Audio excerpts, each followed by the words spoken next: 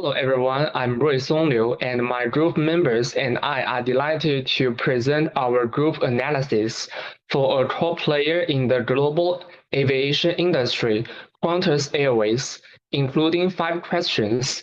To begin with, I'll share key insights into Qantas Airways' cost structure and how input price changes affect its profitability. Let's dive in. First, Qantas' cost structure reflects the aviation industry's high fixed and high variable cost trait. From 2015 to 2025, fixed costs stayed stable at 42% to 48%, hitting 48% in 2020 due to pandemic-related flight cuts, while variable costs ranged 52% to 58%. This still high stable pattern is key to understanding its cost logic. Let's start with fixed costs. They are defined by strong rigidity, long cycles, and scale reliance, and have 3 main parts. First, fleet depreciation and leasing. A single Boeing 787 costs over $100 million, depreciated over 15 to 20 years, with 5 to 10-year leases. Even grounded planes don't cut this cost. Second, core labor pilots, engineers, they need extensive training, so salaries are rigid. 2015 to 2025, these costs rose from $360.4 million to $502 million, share up to 28.2%, and contracts minimum salary guarantees prevent cuts. Third, airport and air rights fees. Qantas relies on hubs like Sydney. 55% of takeoffs and landings. Fees rose from $120.5 million to $150 million with new routes, and are charged by frequency, no bargaining power. Next, variable costs tied directly to flight and passenger volume. The core is fuel, 30% to 35% of variable costs, plus passenger services, sales commissions, and variable airport fees. 3 key phases stand out. 2015 to 2016, favorable. 30% lower oil prices cut fuel costs to $323.5 million, turning losses to profits. 2019, bearish. Middle East tensions pushed fuel costs up 27% to $435 million. Fierce competition blocked fare hikes, dropping EBIT growth to 10%. 2022 to 2024, painful. Sustainable aviation fuel, 2.5x pricier than traditional fuel, sent 2024 fuel costs to $532 million, compressing net profits by 20%. Finally, how input price changes hit profitability. 4 core dimensions with 3 key contradictions. 1. Fuel. 10% oil price swings change EBIT by 12% to 15%, but no long-term SAF cost sharing solution exists. 2. Labor. 2015 layoffs caused shortages, forcing 8% salary hikes in 2019. Trapping Qantas in cost cuts, shortages, hikes. 3. Airports and air rights fees. High monopolies and policy limits make this a passive burden. 4. Maintenance. Fleet age rose to 14.8 years, pushing maintenance costs up 90%, offsetting 40% of new aircraft's fuel savings. The contradictions: short-term fuel gains versus long-term SAF needs, domestic fare hikes to offset costs versus international limits, short-term cost control versus long-term asset health. In summary, Qantas has dual high rigid costs Any input price change directly hits profitability. That explains why small oil or salary shifts matter so much. Thanks for your listening. Hello, my part is assess whether contacts benefit from economies of scale. I will discuss it in three parts. First of all, what are economies of scale? By definition, uh, economies of scale are the phenomenon where average cost per unit of a product decreases as the production scale of an enterprise expands. In short, the more you produce, the cheaper it becomes per unit. Next, let's use a function to explain it. We can set an S equal to average cost divided by marginal cost. When marginal cost less than average cost as will larger than 1, average cost will decrease as quantity increase. At this time, there are economies of scale. When marginal cost larger than average cost as well less than 1, average cost will increase as quantitative increase. At this time, there is this economy of scale. After understanding what economies of scale are, let's analyze Qantas Annual Report 2025. This page shows an overview of Qantas in recent years. Let's take a closer look at the development of Qantas. In this chart, these curves are all rising significantly. This means available seat kilometer, revenue passenger kilometers, passenger carried, all are increasing. So scale of Qantas is expanding year by year, and then let's take a look how Qantas unit cost and the unit profit change. It is obviously to say that over past few years, Qantas unit cost curve has significantly declined, while the unit profit curve has continuously risen. Therefore, a clear conclusion can be drawn that Qantas is expanding its scale, but its average cost is decreasing. This perfectly fits the definition of economies of scale. We can see that Qantas benefits from economies of scale in its operations. After learning that Qantas benefits from economies of scale, let's take a look at exactly how much it benefits from economies of scales.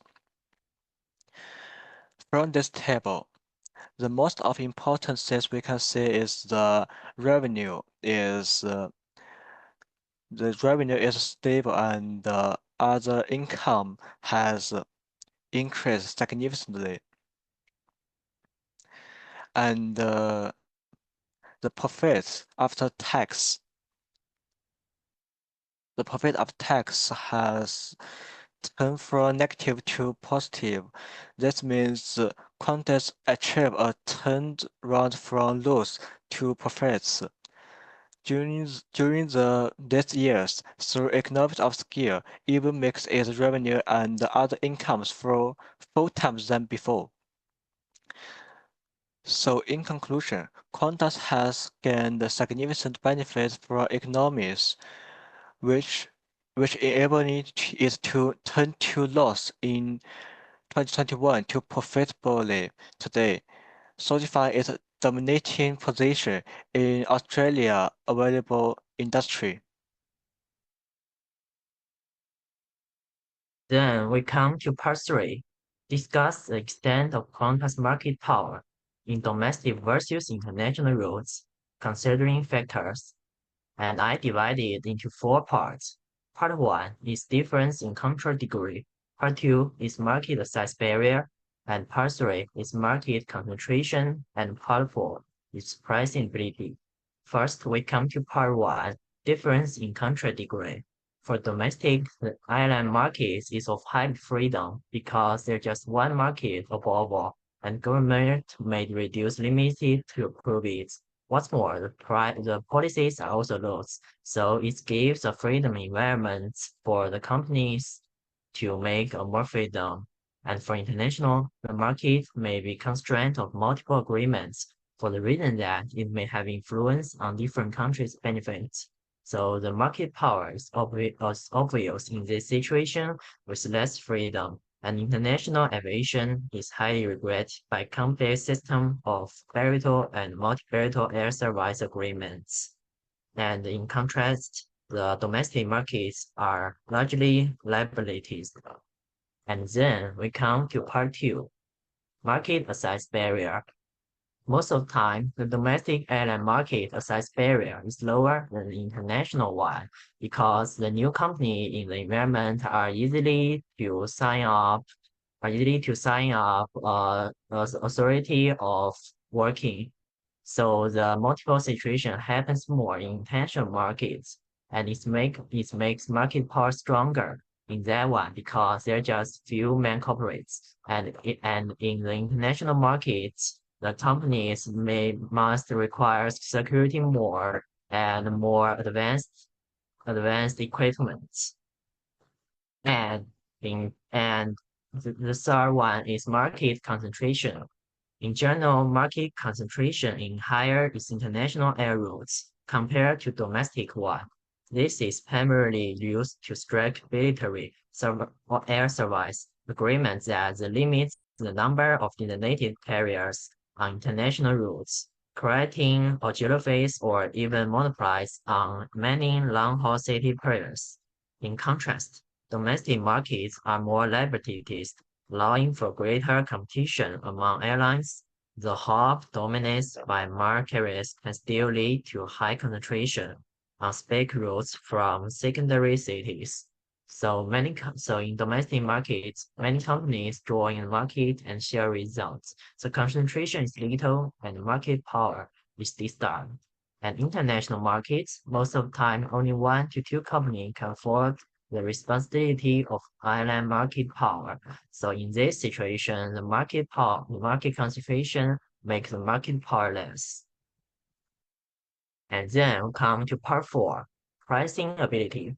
The pricing ability of domestic market is less than international one for the reason that the competitors in the first one is more and each of them pursue a lower price to attract customers, like competition, and in second one, the few companies can make decisions for the ticket easily, so the market power is bigger, and the international aviation price power is generally stronger. And this creates higher barriers to entry and results in oligopolistic competition on many long-haul routes. With fewer competitors, airlines can maintain higher fare levels, particularly on routes with limited alternatives. The formation for global airlines further enhance the power by crediting schedules and fares among members airlines. And in domestic markets, pricing power is typically weaker. These markets are usually liberalized, allowing for greater competition among multiple carriers. And for summarize, the domestic airlines is the same as a free market with many participants, and international is like a monopoly market, and the power is in few participant hands. So the degree of market power is deeper in international one than domestic market. Thank you. Part 4. Analyze pricing strategies and the practice of price discrimination. First, the pricing strategies. Quantum has a tiered pricing system with different strategies for the high-end market and the mass market. For the high-end market, Quantum adopt premium pricing, using several differentiations to support the high price. Customers are very sensitive to the quality of service. For instance, the airfare from Sydney to Melbourne once reached as high as 670 Australia dollars. On the contrary, for the mass market, because customers are very sensitive to the price, so Qantas use penetration pricing.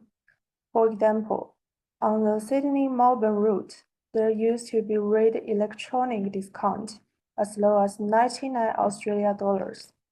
Besides, Qantas also launched frequent flyer point program. Point holders can exchange accumulated mileage or spending amount for air tickets and upgrade service. Moreover, high-level members can enjoy additional benefits, such as priority seat selection and accelerated point accumulation.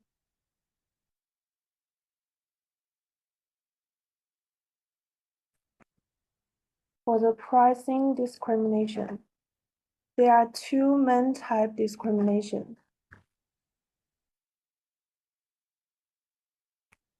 First is a second-degree pricing discrimination. Second, the third-degree price discrimination. The core of second-degree price discrimination is changing different prices based on the quantity purchased and the frequency of consumption for the same customer group. Qantas mainly implements this through dimensions such as the flexibility of ticket cancellations and changes, booking times, and additional service consumption.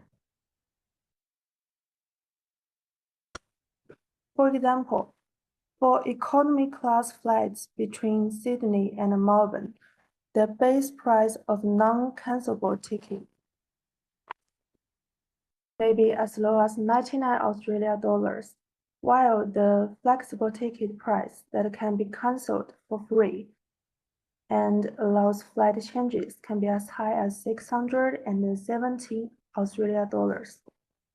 The key to third-degree price discrimination is segmenting the market into different customer groups and setting different prices based on the differences in demand elasticity among those groups.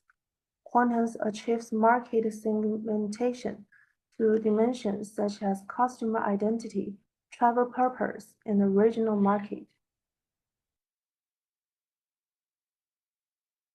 Question 5. Examine the potential for monopoly power in Qantas' upcoming direct ultra-long-haul routes. We know that in the future, Qantas will establish ultra-long-haul routes from Sydney, Melbourne to New York, London. In conclusion, in the short term, Qantas' dominant position in the upcoming ultra-long routes is difficult to move, and it has significant monopoly potential. The main reasons for helping Qantas gain an advantage are 2 points. The first point is the high barriers to entry. Ultra-long-haul flights require specialized aircraft with costume modifications, plus massive upfront investment. Few airlines can afford this. The second point is a demand characteristic. Because most customers are time-sensitive travelers, such as business, executive, and high-end layer travelers, they prioritize non-stop travel to save time. These people has low price sensitivity, so forming a core demand group that Qantas can target. But several other factors feature shape Qantas' monopoly potential in its upcoming routes, such as indirect competition from hub-and-spoke airlines, such as Emirates or United, regulatory scrutiny, and the operational risk dilatory market power. So the power of Qantas may diminish over 3 to 5 years.